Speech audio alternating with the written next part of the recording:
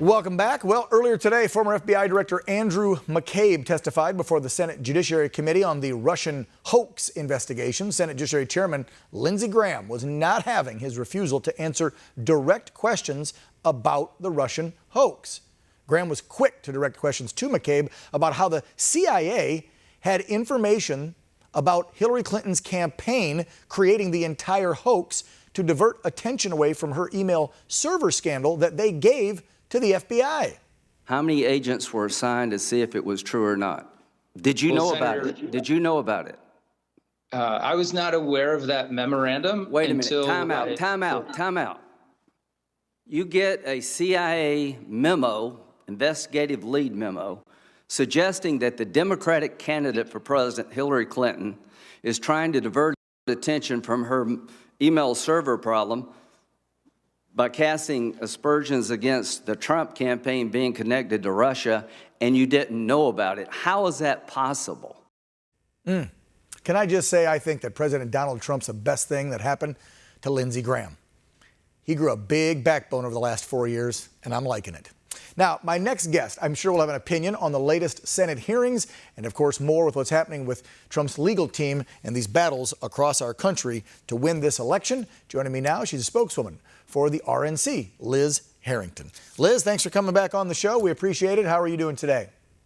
I'm good. How are you?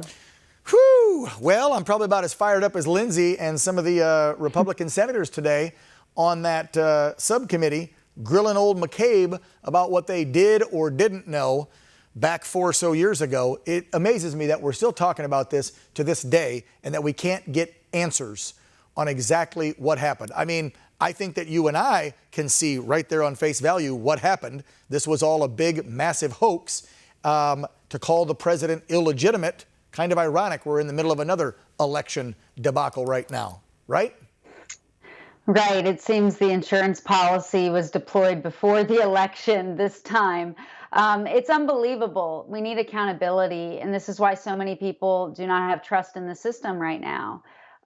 Just like we need legal votes and free and fair elections, we need honesty and transparency from those in power who say there's election meddling going on when they were the ones who were doing the election meddling. They were the ones who were colluding with Russians to spy on their political opponents. They were the ones who leaked and subverted the peaceful transfer of power in 2016. So everything they've accused us of doing, the Democrats, they themselves are guilty of. And it's been one thing after another. And President Trump has stood strong through all this because we now know why they have to come after him with everything they have. Is because he's not beholden to them, and he is beholden to the American people and to this country and finally putting America first. That's why it's been one hoax after another. That's why they tried to impeach him for what Joe Biden did.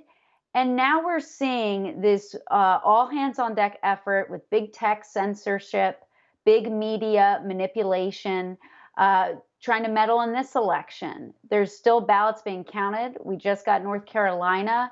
We will get Arizona, and there's still ballots out in Pennsylvania. And we're gathering all the evidence, by the way, that shows a lot of corruption in this election, a lot of irregularities that need to be investigated, including backdated ballots, instructions in Detroit from whistleblowers who work in those counties in Detroit. And you also have allegations of 4:30 in the morning ballots coming in with no chain of custody, and a whistleblower coming forward and saying, every single one of the ballots I saw went to Joe Biden. These need to be investigated. We have to have free and fair elections, but we also have to have an equal justice system. And all of these issues, just like that hearing we saw today, tie into that one standard. We're all equal under the law. And that's what we're fighting to defend here. Yeah, I think Americans don't have a short-term memory like Democrats and the mainstream media are hoping for, and they remember what happened 4 years ago. Because I saw a mashup, you probably saw it online today, I forget what social media platform, because I'm trying not to give them my business since they're so corrupt. But we kind of have to, right, Liz? I saw a mashup of congressmen, senators, and news anchors over the past 4 years literally saying, illegitimate president, tying Trump to the Russian, now we know, hoax. And now we're looking at this, and you'd think the same folks would want a fair and free election and get to the bottom of this, since they claimed that's what Trump did 4 years ago. Let's talk about North Carolina. You just brought it up. I saw that. Is it confirmed? Because we've had so many outlets say this state went this way, that state went this way, and now things are back and forth, or they have two colored lines in them. What's going on with North Carolina? It is officially Trump win, correct? Yes, and we've always thought we were way ahead in North Carolina. It should have been called much earlier. And this is the media manipulation I'm talking about. Arizona has still outstanding ballots. We've gained significantly because each state, as you know, counts ballots differently. Certainly unconstitutionally in Pennsylvania right now, the way they're handling their ballots after Election Day. But Arizona's ballots, we always knew the way they count them. The ones that were cast before Election Day were coming from Republican counties. So we always knew we had a good shot there. And yet the media was trying to meddle and put their thumb on the scale. Why? To prop up Joe Biden? And I mean, that seems very clear when you're watching on election night. Why aren't they calling Florida when President Trump in Miami-Dade County was within 9 points, a county that Hillary Clinton won by 30 points? That's not a one-off. That's not an anomaly. President Trump made history with Hispanic Americans, with African Americans, with women. He got the most votes for an incumbent president in history. And they wouldn't call Florida, they wouldn't call Texas to give the artificial impression that Joe Biden was leading this entire time, when in fact it's been the opposite. He's been trailing this entire time. And in Pennsylvania, we had 15-point lead on election night, almost 700,000 votes.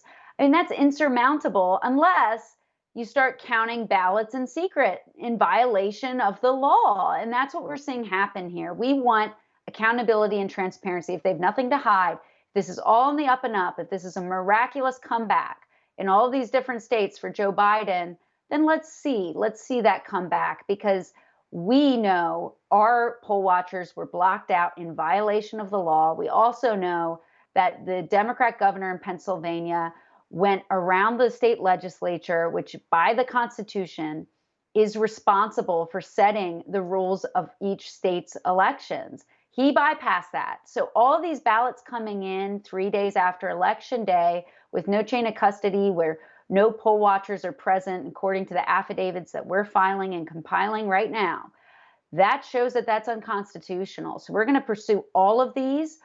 We're pleased with some of these calls in North Carolina as well, but we always knew North Carolina was going to be ours. It's these other states that the media is manipulating and that big tech is censoring these very valid claims of fraud here, and they need to do their job if they've not all just completely sold out to the Democrats. Now they're all sold out, Liz. They're all sold out. You saw it yesterday on Fox News, and I'll end with this because they're wrapping me up. But when Neil Cavuto jumps in on Kayleigh McEnany, a sitting president's press secretary, giving a press conference to the nation, and he has the audacity to break in and say, I'm not going to let this on our air. Whether that was Neil or the puppets, or pardon me, the people pulling the strings of the puppets that are hosting there at Fox, I don't know which it was, but that was downright disgusting to actually stop her voice and stop the American people from hearing what the president has to say.